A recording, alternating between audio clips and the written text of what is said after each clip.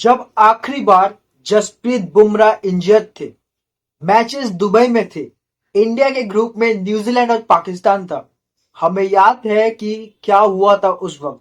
मतलब फिर से वही टाइम आ गया है, घूम फिर के वही सिचुएशन अराइज हो गया है, क्योंकि जसप्रीत बुमराह इंजर्ड, इंडिया के मैचेस दुबई में, इंडिया के ग्रुप में न्यूजीलैंड, इंडिया के ग्रुप में पाकिस्तान।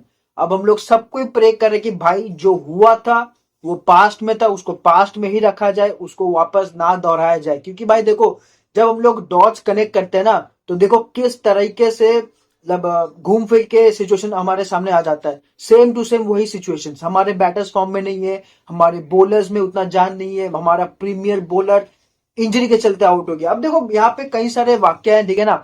मैं बोलना चाहूंगा कि देखो, जसप्रीत बुमराह का इंजर्ड होना, ठीक है ना, यहाँ पे दो चीजें आपके सामने लेके आएंगे। एक तो हमारे को एक्सपोज करता है, ठीक है, कि हम लोग एक बॉलर पे हम लोग कितने डिपेंडेंट है।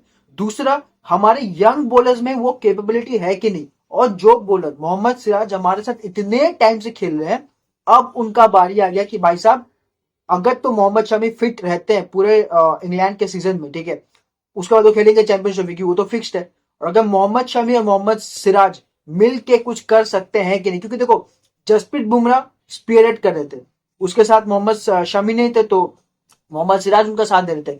अब बारी आ गया कि भाई साहब मोहम्मद सिराज और मोहम्मद शमी दोनों मिल के वो बोझ उठाए, वो रिस्पॉन्सिबिलिटी ले। ठीक है, मोहम्मद शमी का तो पता है भाई साहब, अगर वो फिट है वो बंदा खेलेगा, विकेट लेगा, ठीक है। लेकिन मोहम्मद सिराज के साथ ये इशू है कि भाई साहब उसका फॉर्म 2023 के वर्ल्ड कप के बाद से गया हुआ है, प्रॉपर गया हुआ है।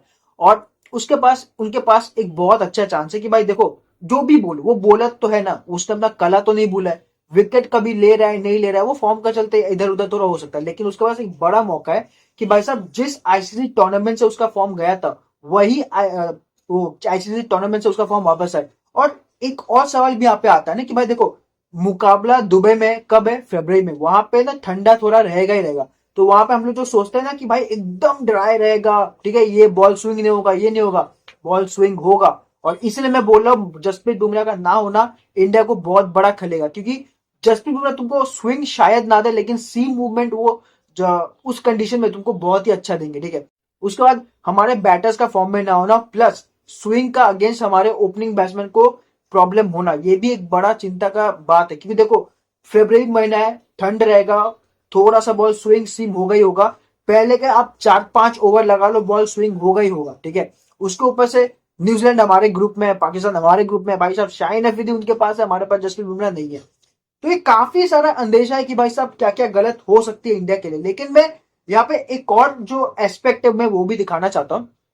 मान लिया हमारे पास जसप्रीत बुमराह नहीं है, मान लिया हमारे विराट कोहली के पास फॉर्म नहीं है, मान लिया हमारे रोहित शर्मा के पास फॉर्म नहीं है, लेकिन यही तो मौका होता है ना कि भाई साहब जो बड़े बड़े प्लेयर्स है, जैसे सिराज हो गए, ठीक है, रोहित शर्मा हो गए, मोहम्मद शमी हो गए, विराट कोहली हो गए, हार्दिक पांड्या हो गए, इनके पास ये मौका है कि भाई साहब ठीक है, हमारे पास एक बॉलर नहीं है, हमारा प्रीमियर बॉलर इंजर्ड है, लेकिन तब भी बाकी खिलाड़ी भी तो खेलने ही आए ना, तो हम लोग वो रिस्पॉन्सिबिलिटी ले, हम लोग वो स्टेप अप करें, ठीक है। और यहाँ पे एक और भी टैक्टिकल पॉइंट ऑफ व्यू से बात आता है कि आप कितने प्लेयर्स को, कितने, किस दिशा से आप, किस नजरिए से आप खिलाना चाहोगे। कि देखो बॉल स्विंग होगा, ठीक है, और मैं ये नहीं चाहता हूं कि भाई साहब आप एकदम से ऑलराउंडर ही भर्ती कर दो, तो आपके जाके नंबर 8 पे आपका प्रॉपर बॉलर आ रहा है, ठीक है। आपको ऑलराउंडर खिलाना है, हार्दिक पांड्या के साथ एक स्पिनर खिला लो, ठीक है।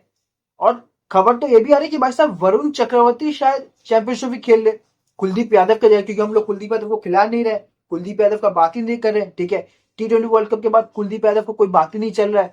तो कहीं ना कहीं अंदेशा तो ये भी आ रहा है कि भाई साहब शायद वरुण चक्रवर्ती खेल जाए। और देखो मैं तो चाहता हूं कि भाई साहब हार्दिक पांड्या बस एक ऑलराउंडर, ठीक है, और ज्यादा नहीं, इतना ऑलराउंडर भर्ती करके कोई फायदा नहीं। आप स्क्वाड में ऑलराउंडर ले सकते हो, ठीक है, वॉशिंगटन सुंदर को आप ऐड कर सकते हो, और रविंद्र जडेजा तो खेलेंगे ही खेलेंगे, ठीक है, उसके ऊपर कोई सवाल या निशान है नहीं। हार्दिक पांड्या, रविंद्र जडेजा, ये दो बस ऑलराउंडर हमें चाहिए। ज्यादा ऑलराउंडर भर्ती करके आप ओपोनेंट को ही बता रहे हो कि भाई साहब हमारी फटी पड़ी है, हमारी बैटिंग की फटी पड़ी है, ठीक है।